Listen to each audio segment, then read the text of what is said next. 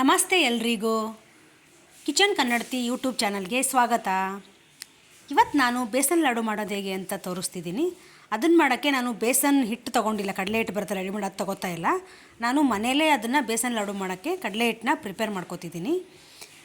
ಅದು ಮಾಡೋಕ್ಕೆ ನಾನು ಕಡಲೆಬೇಳೆ ಬರುತ್ತಲ್ಲ, 1 kg ಕಡಲೆಬೇಳೆ, 1 kg ಆಗೋಷ್ಟು ಕಡಲೆಬೇಳೆ ತೊಗೊಂಡಿದ್ದೀನಿ.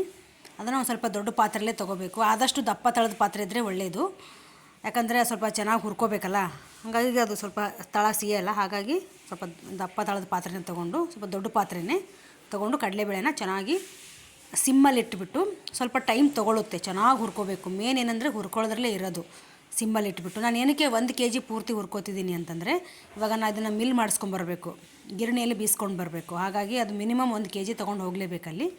ಹಾಗಾಗಿ ಕಡಲೆಬೇಳೆ ಇದ್ದರೆ ಏನು ಇದಾಗಲ್ಲ, ಬಜ್ಜಿಗೆ, ಬೋಂಡಾಕ್ಕೆ, ಪಲ್ಯ ಮಾಡೋಕ್ಕೆ ಎಲ್ಲ ಯೂಸ್ ಮಾಡ್ಕೋಬೋದು. ಹಾಗಾಗಿ ನಾನು 1 kg ಪೂರ್ತಿನೂ ಹುರ್ಕೊಂಡು, ಅದು ನೋಡಿ ಸ್ವಲ್ಪ ಕಲರ್ ಚೇಂಜ್ ಆಗಿದೆ. ಮತ್ತು ಅದು ಬಾಯಿಲ ಒಂದು ತಿಂದು ನೋಡಿದ್ರೂ ಅದು ಕಚ ಕಚ ಅನ್ನಬಾರ್ದು, ಸ್ವಲ್ಪ ಕಟ್ ಅನ್ನಬೇಕು, ಅದು ಕ್ರಿಸ್ಪಿಯಾಗಿ ಆ ಥರ ಆಗೋವರೆಗೂ ಹುರ್ಕೋಬೇಕು.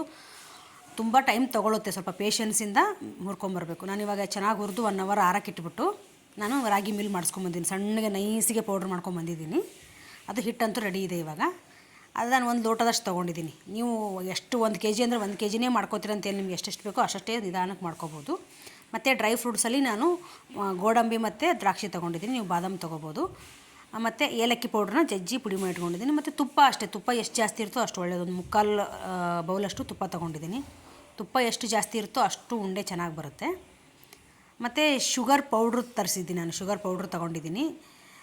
ನೀವು ಬೇಕಿದ್ದರೆ ಶುಗರ್, ಮಾಮೂಲಿ ಶುಗರ್ನೇ ಮಿಕ್ಸಿ ಮಾಡಿಕೊಂಡು ಜರಡಿ ಮಾಡ್ಕೋಬೋದು. ಇದು ಅಂಗಡಿಲೂ ಸಿಗುತ್ತೆ, ಬೇಕಾದ್ರೆ ನೀವು ಬೋರಾ ಶುಗರ್ ಅಂತ ಪೌಡ್ರು, ಅದು ಕೂಡ ತರಿಸಿ ಮಾಡ್ಕೋಬೋದು. ಈಗ ನಾನು ಸ್ವಲ್ಪ ದೊಡ್ಡ ಪಾತ್ರೆನೇ ತೊಗೊಂಡಿದ್ದೀನಿ, ಕಡಲೆ ಹಿಟ್ಟು ಈ ಲೋಟದಲ್ಲ 1 ಲೋಟ ತೊಗೊಂಡಿದ್ದೀನಿ. ಅದನ್ನ ಜರಡಿ ಮಾಡಿ ರೆಡಿ ಇಟ್ಕೊಂಡಿದ್ದೀನಿ. ಅದನ್ನು ಸ್ವಲ್ಪ ಚೆನ್ನಾಗಿ ಹುರ್ಕೋಬೇಕು, ಒಂದು 10 ನಿಮಿಷ. ಅದು ಫಸ್ಟು ನಾನು ಇವಾಗ ಏನೂ ಹಾಕ್ದಿರ ಇಟ್ಕೋತೀನಿ. ಇವಾಗ ನಾನು ಈ ಲೋಟ ತೊಗೊಂಡಿದ್ನಲ್ಲ, ಆ ಲೋಟದಲ್ಲಿ 1 ಲೋಟ ಮಾತ್ರ ಮಾಡ್ತಿದ್ದೀನಿ. ಇವಾಗ ಫಸ್ಟು ನಾನು ಏನೂ ತುಪ್ಪ ಹಾಕಿಲ್ಲ, ಏನಿಲ್ಲ, ಜಸ್ಟ್ ಸಿಮ್ಮಲ್ಲಿ ಇಟ್ಬಿಟ್ಟು ಒಂದು 5 ನಿಮಿಷ ಅದು ಹಸಿ ವಾಸನೆ ಹೋಗೋವರೆಗೂ ಹುರ್ಕೋಬೇಕಷ್ಟೇ. ಹಸಿ ವಾಸನೆ ಹೋಗೋವರೆಗೂ ಹುರ್ಕೊಂಡು, ಅದು ಸ್ವಲ್ಪ ಅದು ಸ್ಮೆಲ್ ಹೋಯ್ತು ಅಂದಂಗೆ ಈಗ ನಾನು ಸ್ವಲ್ಪನೇ ತುಪ್ಪ ಹಾಕ್ಕೊಂಡು ಮಿಕ್ಸ್ ಚೆನ್ನಾಗಿ ಇದು ಮೇನ್ ಏನಂದರೆ ಇದರಲ್ಲಿ ಅದು ಹಸಿ ವಾಸನೆ ಹೋಗಬೇಕು, ಚೆನ್ನಾಗಿ ಅದು ಘಮ ಬರಬೇಕು. ತುಪ್ಪದಲ್ಲಿ ಹುರಿದಿರೋದು ಕಡಲೆ ಹಿಟ್ಟು ಘಮ ಬರಬೇಕು, ಆವಾಗಲೇ ಬೇಸನ್ ಲಾಡು ತುಂಬ ಚೆನ್ನಾಗಿ ಬರೋದು. ಹಾಗಾಗಿ ನಾನು ಸ್ವಲ್ಪ ಇವಾಗ ತುಪ್ಪ ಹಾಕ್ಕೊಂಡಿದ್ದೀನಿ, ಇನ್ನೊಂದು ಸ್ವಲ್ಪ ಕಡಿಮೆ ಅನಿಸಿದೆ. 1/4 ಲೋಟದಲ್ಲಿ 1/4 ಲೋಟ ಉಳಿಸ್ಬಿಟ್ಟು ಮಿಕ್ಕಿದೆಲ್ಲ ಹಾಕ್ಕೊಂಡಿದ್ದೀನಿ ತುಪ್ಪ. ಈ ಥರ ಆಗಿದೆ ನೋಡಿ. ಇದನ್ನು ಚೆನ್ನಾಗಿ ಹುರಿದಾಗ ಫುಲ್ ತುಪ್ಪ ಹೀರ್ಕೊಂಡ್ಬಿಟ್ಟು ಹಿಟ್ಟು ಈ ಥರ ಆಗಿದೆ. ಒಂದು 20 ನಿಮಿಷ 25 ನಿಮಿಷ ನಾನು ಡ್ರೈ ಫ್ರೂಟ್ಸ್ ಇವಾಗಲೇ ಹಾಕ್ಕೊಂಡ್ಬಿಟ್ಟೆ, 1/4 ಭಾಗ ಹುರಿದ ಮೇಲೆ. ಆ್ಯಕ್ಚುಲಿ ನಾನು ಬರೀ ಗೋಡಂಬಿ ಹಾಕೋಬೇಕಿತ್ತು, ದ್ರಾಕ್ಷಿನೂ ಒಟ್ಟಿಗೆ ಹಾಕ್ಬಿಟ್ಟೆ. ಸೊ ದ್ರಾಕ್ಷಿ ನೀವೇನು ಮಾಡಿ, ಉಂಡೆ ಕಟ್ತೀರಲ್ವ ಆವಾಗ ದ್ರಾಕ್ಷಿ ಹಾಕ್ಕೊಳ್ಳಿ, ಸ್ಕಿಪ್ ಮಾಡಿ ಇವಾಗ. ಆಮೇಲೆ ಉಂಡೆ ಕಟ್ಟಬೇಕಾದ್ರೆ ಮಾತ್ರ ದ್ರಾಕ್ಷಿ ಆ್ಯಡ್ ಮಾಡ್ಕೊಳ್ಳಿ. ಗೋಡಂಬಿ ಫಸ್ಟೇ ಹಾಕ್ಕೊಳ್ಳಿ, ಚೆನ್ನಾಗಿರುತ್ತೆ. ಅದನ್ನು ದ್ರಾಕ್ಷಿ ಗೋಡಂಬಿನೂ ಹಾಕಿ ಒಂದು 5 ನಿಂದ 10 ನಿಮಿಷ ಅದು ಫುಲ್ ಘಮ ಬರೋವರೆಗೂ ಚೆನ್ನಾಗಿ ಹುರ್ಕೊಳ್ಳಿ. ಈಗ ನಾನು ಬಿಟ್ಟಿದ್ದೆ ಹುರಿದು ಹಾಗೆ ತಣ್ಣಗಾಗೋವರೆಗೂ. ಸೊ ಆಲ್ಮೋಸ್ಟ್ ಕೈ ಮುಟ್ಟಷ್ಟಿದೆ, ಕೈ ಮುಟ್ಬೋದು ಇವಾಗ, ಅಷ್ಟು ತಣ್ಣಗಾಗಿದೆ. ಈಗ ನಾನು ಇದಕ್ಕೆ ಶುಗರ್ ಹಾಕೋತೀನಿ. ಅದು ಶುಗರ್ ಆ್ಯಕ್ಚುಲಿ ಫುಲ್ ನೈಸ್ ಇರಲಿಲ್ಲ, ಅದು ಬೋರಾ ಶುಗರ್ ಇದ್ರೂ ಕೂಡ ಶುಗರ್ ಪೌಡ್ರು ತುಂಬ ನೈಸ್ ಇರಲಿಲ್ಲ. ಹಾಗಾಗಿ ನಾನು ಸ್ವಲ್ಪ ಜರಡಿ ಹಿಡ್ಕೊಂಡ್ರೂ ಕೂಡ ಇನ್ನೊಂದು ಸ್ವಲ್ಪ ನಾನು ಆ್ಯಕ್ಚುಲಿ ಮಿಕ್ಸಿ ಮಾಡಬೇಕಿತ್ತು ಅನ್ನಿಸ್ತು. ಆಮೇಲೆ ಅದೆಲ್ಲ ಕಟ್ಕೊಂಡೆ. ನೀವು ಆ ಥರ ಇದ್ದರೆ ನೀವು ಸ್ವಲ್ಪ ಇನ್ನೂ ಸ್ವಲ್ಪ ಮಿಕ್ಸಿ ಮಾಡ್ಕೊಳ್ಳಿ, ಈ ಥರ ಶುಗರ್ ತಂದ್ರೂ. ನಾನು 1 ಲೋಟ ಕಡಲೆ ಹಿಟ್ಟಿಗೆ ಸಕ್ಕರೆ 1.5 ಲೋಟ ತೊಗೊಂಡಿದ್ದೀನಿ. ಸ್ವೀಟ್ ತುಂಬ ಚೆನ್ನಾಗಾಗುತ್ತೆ. ಬರೀ ಸೇಮ್ ಈಕ್ವಲ್ ಹಾಕ್ಕೊಂಡ್ರೆ ಅಷ್ಟು ಸ್ವೀಟ್ ಆಗೋಲ್ಲ. ಹಾಗಾಗಿ ನಾನು 1 ಲೋಟಕ್ಕೆ 1.5 ಲೋಟ ಸಕ್ಕರೆ ಹಾಕ್ಕೊಂಡಿದ್ದೀನಿ.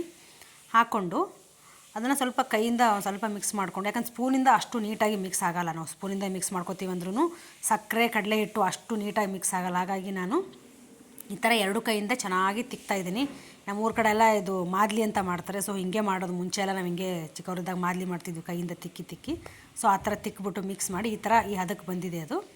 ಇವಾಗ ನಾನು ಏಲಕ್ಕಿ ಪೌಡ್ರು ಮತ್ತು ಇನ್ನೊಂದು ಸ್ವಲ್ಪ ತುಪ್ಪ ಮಿಕ್ಕಿತ್ತಲ್ಲ, ಅದನ್ನ ಇವಾಗ ಹಾಕ್ಕೊಂಡು ಇನ್ನೊಂದು ಸ್ವಲ್ಪ ಅದನ್ನ ಚೆನ್ನಾಗಿ ಮಿಕ್ಸ್ ಮಾಡೋ, ಪೂರ್ತಿ ಹದವಾಗಿ ಅದು ಸಕ್ಕರೆ ಎಲ್ಲ ಪೌಡ್ರೆಲ್ಲ ಕೂಡ್ಕೊಂಡು ಮತ್ತು ತುಪ್ಪ ಮತ್ತು ಅದು ಏಲಕ್ಕಿ ಪುಡಿ ಇದೆಲ್ಲ ಅದೆಲ್ಲ ಪೂರ್ತಿ ಚೆನ್ನಾಗಿ ಮಿಕ್ಸ್ ಆಗೋ ಥರ ತಿಕ್ಕಿ ಈಗ ಉಂಡೆ ಕಟ್ಟೋ ಹದಕ್ಕೆ ಬಂದಿದೆ. ಇವಾಗ ಉಂಡೆ ಕಟ್ಕೊಂಡ್ರೆ ಅದೇ ಥರ ಒಂದೇ ಕೈಯಿಂದನೇ ಹಿಂಗೆ ಕಟ್ಕೋಬೋದು. ಅದೇ ಥರನೇ ಎಲ್ಲನೂ ಇವಾಗ ಉಂಡೆ ಕಟ್ಟೋ ಹದಕ್ಕೆ ಬಂದಿರೋದ್ರಿಂದ ನೋಡಿ, ಇದೇ ಥರ ನೀವು ಯಾವ ಸೈಜ್ ಬೇಕೋ ಆ ಸೈಜ್ ಉಂಡೆ ಮಾಡಿಕೊಂಡ್ರೆ ಬೇಸನ್ ಲಾಡು ರೆಡಿ ಆಯಿತು. ನಿಮಗೇನಾದರೂ ಈ ವಿಡಿಯೋ ಇಷ್ಟ ಆಗಿದರೆ ಪ್ಲೀಸ್ ಲೈಕ್ ಮಾಡಿ, ಶೇರ್ ಮಾಡಿ, ಕಮೆಂಟ್ ಮಾಡಿ, ಹಾಗೆ ಸಬ್ಸ್ಕ್ರೈಬ್ ಮಾಡಿ, ಬೆಲ್ ಐಕನ್ ಕ್ಲಿಕ್ ಮಾಡೋದನ್ನು ಮರಿಬೇಡಿ. Thanks for watching.